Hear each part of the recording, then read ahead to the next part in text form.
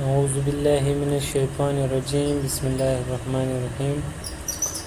ګورو خدای دې چې تاسو به ټوله جوړ و روغ یاست او د سیه جامې به مو په تن وي.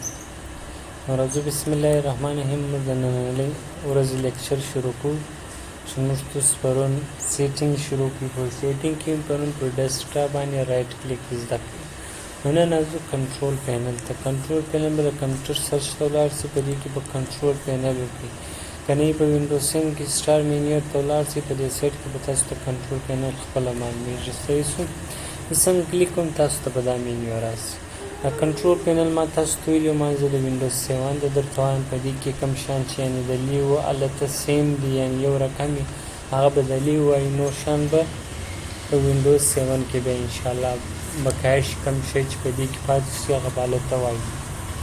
نو راځو بسم الله الرحمن الرحیم. د ټول له مخه به دې کې پروګرام دی. پروګرام څه کار کوي؟ بعض اوقات ته غواړي چې په کمپیوټر کې یو شی ورانسټال کړي، انسټال یې وینډوز نه علاوه په دې کې چې کوم ته یو سافټویر ورانسټال کړي هغه ته پروګرام ویل کېږي. صحیح مثال کې طور پر تا ګیم وراچولی، پلی دې وراچولی، یو سافټویر دې وراچولی، هغه غواړي چې سبا یې وباسي. نو دا د پروګرامو د ایستلو طریقه ده. نو بعض اوقات خلک څه به وکړي هغه آیکن ډیلیټ کړي.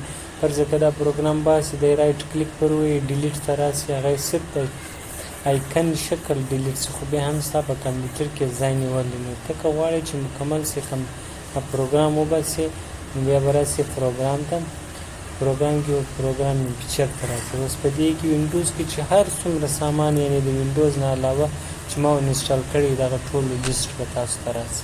نو ته به خپل پروګرام ټارګټ کړی چې کوم شی ته باسي. فرض کړئ پیج باسي، سکرین ریکارډر باسي، ډیسکټاپ آیکن باسي. نو په دې کې چې هر آیکن ته غواړې یعنې هر سافټویر چې ته غواړې چې هغه زه باسم نو هغه سافټویر سلیکټ کړه، ان انسټال ځي. ان انسټال چې څنګه ووم یس کوم زما پر کمپیوټر څه به د ډیسکټاپ آیکن چې کوم دی هغه به ان انسټال شي، یعنې دې کمپیوټر څه به دا څه وشي وغورځي. نو دا د پروګرام د ایستلو طریقه ده.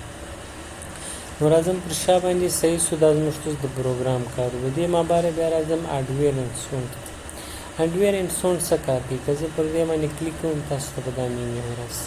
په دې کې د ټول له مخه دی اول لپاره دی ایډ ډیوایس. ایډ ډیوایس څه کار کوي؟ یعنې په دې کمپیوټر کې نوی ډیوایس شامل کول. څنګه شاملول؟ بعض اوقات ته وغواړي چې په کمپیوټر کې سپیکر دی کنیکټ کوم کار نه کوي، هیډفون دی کنیکټ کوم کار نه کوي، سکینر دی ورایچه کار نه کوي. نو دا نوی ډیوایس کنیکټول لپاره استعمال. نو هغه نوی ډیوایس به ورایچي دغه مواره به ایډ ډیوایس باندې کلیک کوئ، د یو سرچینګ کې چې کوم ډیوایس ته وراچولی هغه به دی دلته پیدا کړي، بیا به نیکسټ کې نیکسټ کې دی به انسټال. ګورئ چوز ا ډیوایس ټو پرنټډ ټو ایډ آن دس پی سي، یعنې هغه ډیوایس انتخاب کړه چې موږ ستاسو په کمپیوټر کې ایډ کړو یعنې جمع کړو. نو دا د نوي ډیوایس د انسټالولو طریقه ده. صحیح اوس فلحال ما نوی ډیوایس نه دی وراچولی نو دی سرچینګ له شروع. بل په دې کې پرنټر سیټ اپ.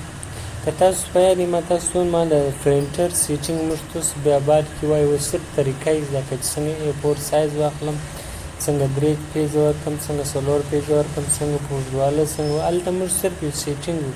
نو بعض اوقات ته کمپیوټر ته غواړئ چې د پرنټر انسټال کړئ، نو پرنټر به تاسو څنګه انسټالوئ؟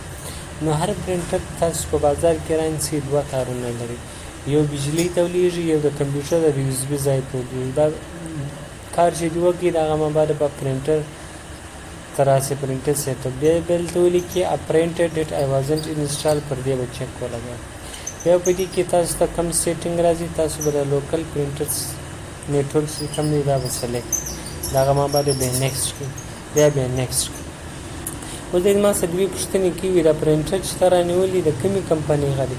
دا چې هره کمپنۍ دی ایچ پي دی، ډیل دی، کینون دی، هر کمپنۍ چې هغه به تاسو په دې کې پیدا کړي. اوس ګوره مایکروسافټ دی، په مایکروسافټ کې بیا دننه کوم ماډل دی نو دا کمپنۍ و ماډل دا پر هر پرنټر پر مخ باندې دا شی معلومیږي. صحیح شو؟ اوس که ګوره کینون کمپنۍ، کینون کې کوم ماډل دی هغه سلیکټ، یعنې په دې کې به تاسو څه کوئ؟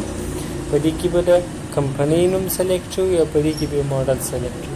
بعض اوقات چې نه وي هغه بیا خپل سی ډي ورسره وي یا به تاسو کوئ په دې کې یعنې هغه کمپنۍ نه وي یا هغه ماډل نه وي، بیا به تاسو د نیټ څخه هغه پرنټر ماډل ورکوئ، هغه به را ډاونلوډوئ، بیا به انسټالوئ. نو دا د پرنټر د انسټالولو طریقه ده. صحیح شو؟ زه ورته وایم فرض کړه